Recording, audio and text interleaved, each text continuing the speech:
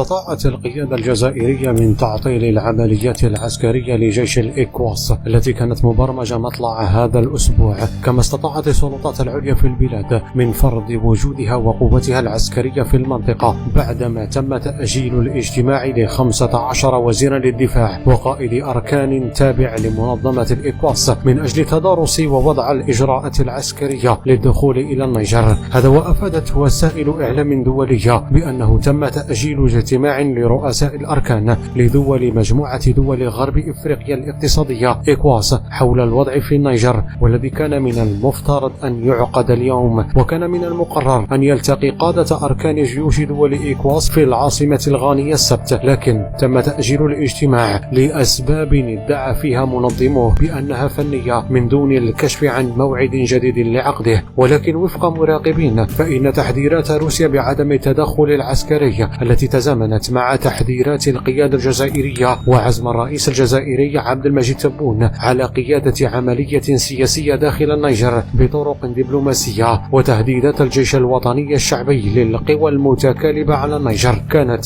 أحد الأسباب التي دفعت بجيش الإكواس بالتراجع والعودة إلى قواعده العسكرية في الدول المجاورة. كما أفادت مصادر مختلفة بأن اللوبي الفرنسي بالمنطقة على دراية تامة بقدرات قواتنا المسلحة وعلى دراية أكبر بقدرة دبلوماسية الرئيس الجزائري عبد المجيد تبون على دحض المحاولات الغربية للتغلغل في المنطقة، مما دفع بهم إلى التراجع.